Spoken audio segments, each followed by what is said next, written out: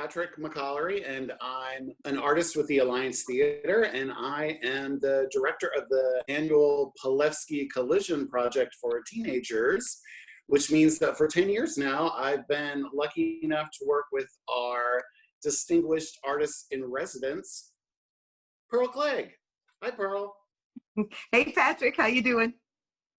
I'm great. Thanks so much for being with us today. A lot of people know your work, both as a celebrated playwright and a novelist and a poet and just an all-around great thinker and activist. And some people know your work through your work with the Pileski Collision Project, where you choose to work with teenagers every year. Maybe a good way to start is just to talk about how you came to work with the Pileski Collision Project. That's such a wonderful question because I only intended to do it for 1 year. That was it. I did it because Chris Moses, who is our director of education and associate artistic director and just a great person. And it's very difficult to ever tell Chris no, especially when he was talking about, you can change these young people's lives and it's only 3 weeks. And, so I'm saying, okay, I'm in for changing somebody's life in 3 weeks, but I'm thinking to myself, I don't really see myself working in this way with young people, making devised work. I'm a playwright. I'm used to going in with a script, having people learn the script, having the director, like you, tell them the things that directors tell them. But I wasn't thinking about this as something that was long-term. And it was so different than the way I was used to working. It required a level of patience and discipline and openness that was really much more challenging than I thought it would be. And I think both of us, since we came in together, we had I can't even describe the advantage that we had learning how to do this work, because we came in after Rosemary Newcott and Rodney Williams had been doing it for 10 years. So they had a method, and their method, was so wonderful. Rosemary always says, work with the gifts in the room. And it takes a minute to understand what that means, and listen with a non-judgmental ear. Very difficult for a playwright to do because we're always judging everything. But it's by the end of that first year, I was so amazed by what we had been able to do. It had been so wonderful working with you, working with Rosemary, working with Rodney, that I was trying to figure out a way to ask Chris how I might be able to do it another summer, because they used to bring a new playwright in every summer. And it had gone so well that first year that we came that they were wanting me to do it again if I was open to it. So that it was just a wonderful kind of serendipity that, it came to a moment when they really wanted the kind of new ideas that we were bringing, and then able to build on those new energies, new ideas, and collaborate even further with this idea. Yeah, fantastic. And I feel the same way about you, that our first year we got to work with Rosemary, and we've retained Rodney Williams, who is still our fellow artist, and we brought in David Cote along with us, and we've worked with so many incredible artists in Atlanta along the way, too numerous to mention. I'm curious, Pearl, how your approach to collision has changed over the years from the first time that you did it to now 10 years later. I've learned to trust the process more.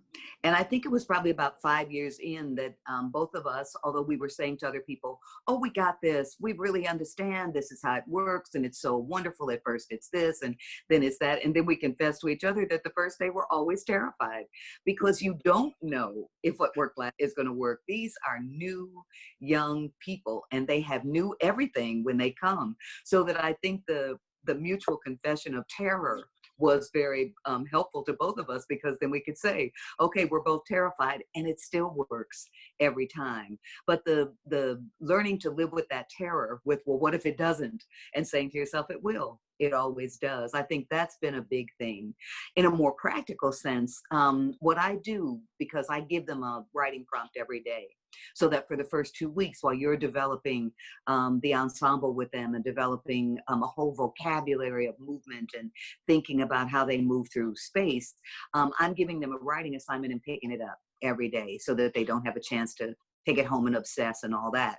so that at the end of the 2 weeks, I bring together everything that they've written, everything that we've been thinking about and talking about, everything that I've watched you do with them. I bring that together and write the script that we're going to use on that Monday of our last week together. What I did the first year, because I thought it would be good for me to read everything over the same weekend at the same time, and then I'll have a real rhythm to what they're doing. That was a bad mistake. It's too much. You can't do it because I'm learning them, I'm learning their voices, all of that. And if you're trying to do all that at one time, it just is exhausting. So that first year, I learned that the better way to do it is to read what they give me at the end of every week and to kind of review it a little bit every day, because what that does is immediately let me see who's a good writer, who's not a good writer, who's a great thinker, who's trying to figure things out, all of that, so that I can shape the prompts that we give them to who they are and build on that. So that at the end of that second week, I already have a folder with everybody's name on it. I have them organized. I look at what we're trying to do, where we're trying to take the show. And then I have all of their work already, knowing what their voices are, knowing kind of where they fit in this little world, this little tribe that we're able to create. And I think that being able to figure out how to organize it has really given me a lot more freedom during the time of actually putting that script together, because I know the rhythms of how they talk. And that's really what that script is me finding a way to take the words they've written in the rhythms that they speak and put it together so they can talk to each other and then talk to the audience. And it's still terrifying, but I know that if I pay attention and remember that it's their script, not mine, and that my job is to figure out their desire. And we talk about this a lot, the two of us at the beginning. We'll have an idea, it's going to go this way and it's going to go that way, and they never take it that way.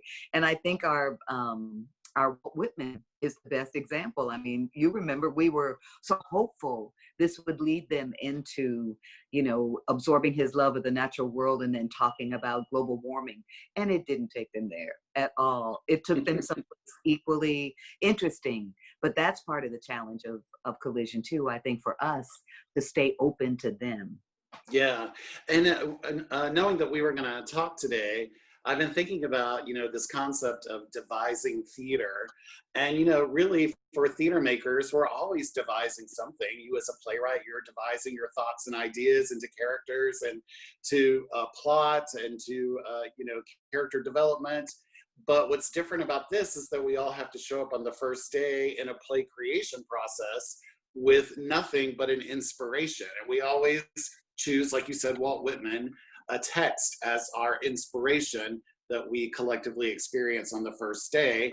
But then we have to, through a series of writing exercises and devising exercises, create something wholly new and different to present at the end of the 3 weeks, which is really a challenge. And like you said, I've learned to trust the process more, even though I'm still terrified on the first day every time we start. So Pearl, knowing you and loving you, part of what I love about you is your activist heart and your sense of resistance, and knowing the fact that you grew up in a civil rights household and that you have stood up your entire life for women's rights and for civil rights for Black people and others, for people with AIDS. And that part of yourself has become part of our work.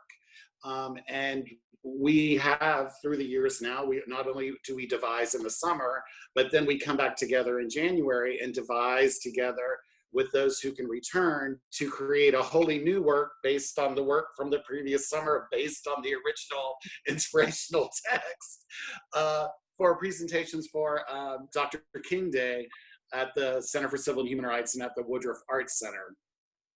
I'm curious to know, for you, your background as an activist, how does that enter into our devising work with teenagers? How are you trying to inspire the teenagers to become active in what they feel passionate about? I think that what we do, rather than saying to them, okay, we want you to be activists, we do say, we do give them the challenge. We want you to go out and change the world. But we allow them, I think, to look at the text that we choose in a way that lets them see their own lives reflected, that lets them see the people in these plays, in these speeches, behaving in a way that is empowering. Because a lot of the young people that come to us do not feel powerful. They feel picked on, they feel different, they feel, I mean, these are theater kids in the modern world, so that until they find another tribe of theater kids, you know, they have to deal with the fact that they may be in a school where football is the most important thing in the world, where being a cheerleader is still the most important thing in the world, where old attitudes about gender and race and sexuality are still very present in their environments. And when they come to us in a place where we mean it when we say non-judgmental, even though sometimes when the person leaves for the day who has said something that we would disagree with vehemently in any other situation, we kind of have to put a cold towel on our heads and go get a glass of champagne and say, okay, we are trying to help these children move forward, not by saying you should believe this, but by letting them see that they have a place in a bigger world, in a wider world, to say, if you see something that is unjust because someone said something mean to your friend, because someone said something mean to someone you love, make that a part of the energy that makes you go forward as an artist, that you want people to come together. And it's, I think people think of me as an activist because I am an activist, but I always think of you, Patrick, as an activist because you are so, that's right, because you are so convinced of the good in people. You're like Rosemary in that way. And sometimes when I'm around you, because Chris Moses is like that too. And you all are not cynical. And I'm a writer. Cynicism is our bread and butter. So that I just am so grateful that your brand of activism is to actually infuse these young people with a belief that they're good, that whatever they are, however they define themselves, that's good enough. And it's good in and of itself, and that they should embrace that and never let anybody step on them about anything. So that I think that our activism is more to let them see the power that they haven't embraced because they were afraid, you know, and to let them feel brave, because when you're in a group of 25 crazy people, it's easier not to feel crazy, but to feel artistic and creative and special and do the work that we're here to do. Amen to that. Absolutely. Yes, and we often talk about, I love what you said, and we often talk about, you know, the point of Collision really is to work with these 20 young artists that we've identified to be in the program to really help them hone in on what they feel like maybe is their own unique artistic individual voice, and find ways to develop that and to express that. Which makes me think, since most of the people that we work with are 16, 17, and 18-year-old, who was Pearl at 17? And what was she seeking from the world to be an artist? Oh, I would have loved the Collision Project. I would have loved being a part of the Pileski Collision Project. I would, because what I was looking for was my tribe. You know, I was looking for people who were artists, who were also activists, but who were artists. Many of the people I knew were activists, but they were not also artists. And the requirements are different. You know, if you're an artist, there is a part of you that has to be selfish. Even if your work is grounded in saving the people and making revolution and all those good things, there's a time when you have to say, I can't go to that meeting. I have to go home and put words on paper. You know, I must do it. So that for me at 16, 17 years old, I would have loved to be in a room for 3 weeks with some other young people putting on a show. I mean, I was already doing that kind of work, you know, driving my cousins crazy, being in plays at school and all of that. But, you know, I'm in an all-black school in Detroit, Michigan, and our teacher thought the play for us to do was Arsenic and Old Lace. So I needed a project like ours where we could create something based on who we were and what we knew. And I think that's the thing that I would have wanted to be a part of, because I do see these young people just bloom when they come together. And that's one of the things actually I wanted to ask you to think about is, what do you feel and think about how different this is going to be this year for our Collision Project, where, you know, a part of it is the people finding each other, these young people hugging each other and, dancing together and laughing together, and just they're so tactile with each other, and now we're going to be doing it virtually. But we have to find a way to still make that same feeling come through. So I'm depending on you to figure that out so we can do that. Do you think it's possible? I do. I do think it's possible. You know, we were talking about the devising work with teenagers is terrifying anyway. So, what's one more level of terrifying? That's the way that I've been looking at it. This is something that we've never done before in this way. And I'm with you. So much of what we do and how we've developed our process is through human interaction, looking at someone, listening to them, reaching out and touching them, hugging them. And that is still possible, I think, through this medium. So what has been propelling me and preparing for it this summer to do it this way, virtually, is what you and I were talking about earlier today, which was this need for human connection, which I think can still happen through this weird virtual world. And I feel like we're pioneers in some way, along with all the other theater makers and art makers in the world right now, trying to figure out how to do what they do in this medium.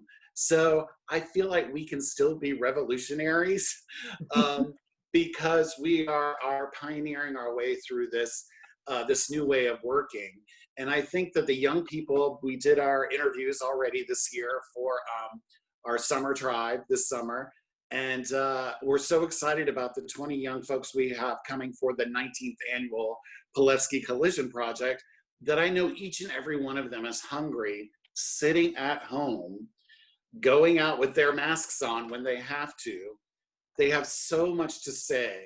And so we will have to figure out a way, and I think that we will, to be able to touch people through this medium until we can be exactly, until we can be together again and hug people and really be there as shoulders to cry on and ears to listen to in person, because that's so much of what we love to do and what we like to do. So yeah, I'm scared too, but because I've got you, I know that we can figure it out. So last thing I wanted to ask you, Pearl, was in the midst of all of this, which is so insane, and in our long lives, we've never experienced anything. We've experienced all kinds of things, but nothing like this. So I'm curious, as you look around right now, where do you find hope? And also, are you able to infuse that in the writing that I know that you do every day? I am. I feel just what you feel about this moment, that it's a terrible and terrifying moment. But I think two of the things that make it so terrifying are there's so much lying going on. And I think that even when we don't react to a specific lie, the fact that lying is now part of what we accept in public life is just a debilitating thing. And I think even when people don't think about it consciously, it saps their good spiritual energy. It saps the joy that they have. And I think at the heart of our practice as artists is getting to the truth and telling it. That's what we do. And in moments when lies are attempting to be the truth, it's even more important for us to tell the truth. The other thing that I'm hearing more, which is even more frightening in a way to me, is a disregard for human life. To be able to say, well, those were old people, those were poor people, those people didn't do the right thing. So the fact that 100,000 of our fellow Americans have died is something that we can just say, well, too bad, that was their fault.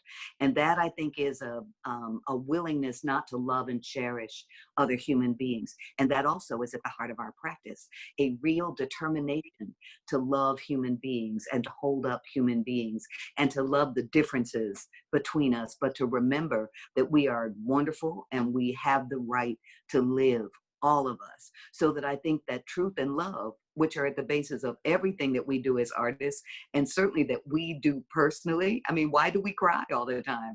Because we're worried about not enough, About to cry right and not enough truth. So that in that moment, I was trying to worry about how are we going to do collision virtually. And I thought to myself, Think about one of those wonderful exercises that we do where people have to get on the same breath. And I thought about that because we can't touch each other through these screens, but we can get on the same breath. If we can breathe together, then the machine is not between us anymore. It facilitates us being together. So I'm looking for those things. And I just found that in my own imagination about we can breathe together. We can start there. And it's like, okay, let me appreciate that and start there so that then when I start getting scared, I can say, come on, you can do it. Breathe. Y'all got to breathe together. And a part of every day, we got to breathe together. So it's like, we'll do it. And I look forward to it. I love working with you every summer. I feel that we are honoring the charge that Rosemary and Rodney and Susan Booth, who thought this program up in the first place, that they have given us. And I think this is what the Pileskis really were committed to when they decided to endow this project, because they're committed to truth and they're committed to love, and they love a good show. Appreciated talking about this. I'm so looking forward to what we're going to do in July. Me too, me too. And I'm so grateful to those people that you mentioned, Pearl, but especially to you. It's just truly been the joy of my life to get to work with you. And now we're friends, and we've been doing this for 10 years, which I can't believe. I can't either, but I want to do it for another 10. Me too, at least. Well, I love you so much. Thanks for talking with us today, Pearl, about the Pileski Collision Project and devising theater. Thank you so much. Love you. Stay safe. All right. Bye-bye. Thank you.